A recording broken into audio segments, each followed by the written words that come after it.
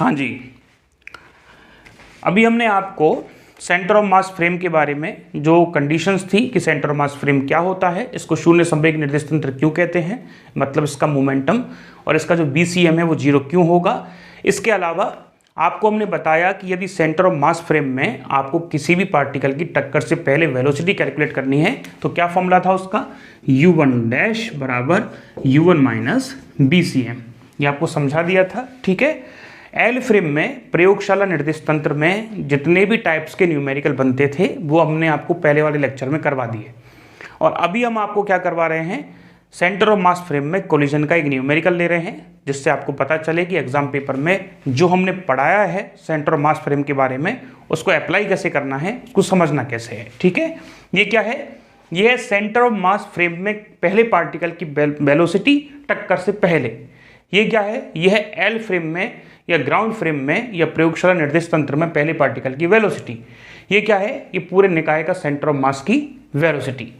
यदि हमको टक्कर से पहले सेकेंड पार्टिकल की velocity centre of mass frame में निकालनी है तो u2 माइनस BCM करना होगा, और आपको हमने v1 डैश मतलब टक्कर के बाद सेंटर ऑफ मास फ्रेम में वेलोसिटी और v2 डैश मतलब टक्कर के बाद सेकेंड पार्टिकल की सेंटर ऑफ मास में वेलोसिटी निकालना भी बताया था। अभी न्यूमेरिकल ले रहे हैं, सब कुछ क्लियर होगा, देखो ध्यान से। हाँ जी, न्यूमेरिकल ये है कि दो कण, कितने कण, दो कण जिनके द्रव्यमान या मास, जिनके द्रव्यमान क्रमशः मतलब रेस्पेक्टिवली क्रमशः 2 kg एंड 4 kg, ठीक है, 2 kg और 4 kg हैं। चलिए, तथा टक्कर से पहले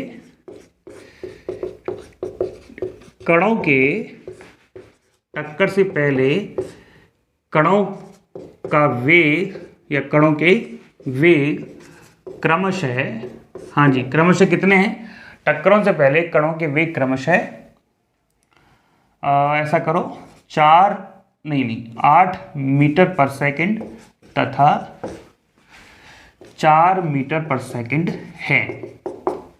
ठीक है, पहला न्यूमेरिकल क्या करना है, टक्कर के बाद एल फ्रेम में, किसमें, एल फ्रेम में, जो कि हम बता चुके हैं, हम नहीं करवाएंगे, आप खुद करोगे, इसको हम हटा देते हैं। टक्कर के बाद एल फ्रेम में कणों के वेग ज्ञात करो, मतलब v1 v2 निकालना है। चलो करवा देंगे, परेशान ना हो, एक बार खुद कोशिश करो। सेकंड देखो, सेकंड क्या है, सेकंड है टक्कर से पहले तथा बाद में, टक्कर से पहले तथा बाद में सेंटर ऑफ मास का वेग किस फ्रेम में, एल फ्रेम में ज्ञात करो। चलिए थर्ड देखो, थर्ड है टक्कर से पहले सी फ्रेम में, किसमें, टक्कर से पहले सी फ्रेम में कणों के वेग ज्ञात करो। मतलब क्या पूछ रहा है वो, इनडायरेक्टली आपसे पूछ रहा है वो u1 dash and u2 dash. Third देखो, सॉरी फोर्थ, टक्कर के बाद किस फ्रेम में, सी फ्रेम में कणों के वेग ज्ञात करो। अब क्या पूछ रहा है आपसे, v1 डैश और v2 डैश।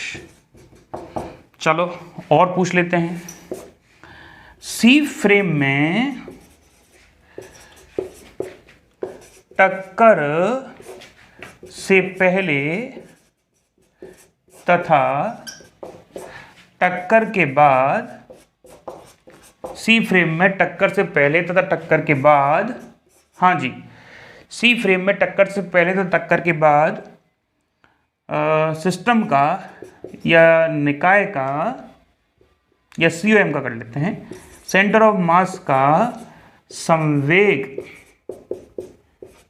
ज्ञात करो। ये लो जी, छोटे छोटे क्वेश्चन हैं, इनके जवाब दीजिए और ऐसे ही क्वेश्चन एग्जाम पेपर में आने वाले हैं। पहले आप खुद सॉल्व करें, उसके बाद हम आपको समझाते हैं। अरे सॉल्व कर लिया आपने? एक बार कोशिश करो वीडियो को रोक के और फिर हम समझाते हैं। यदि कोशिश नहीं करोगे तो समझ में भी नहीं आएगा आपको। समझाएं आपको? चलिए साहब देखो, पहला क्वेश्चन कर रहे हैं। पहला क्वेश्चन क्या है? टक्कर के बाद एल फ्रेम में कणों का वेग ज्ञात करो। तो टक्कर के बाद एल फ्रेम में हमने बताया था, एल फ्रेम में वेलोसिटी निकालने का क्या तरीका था? m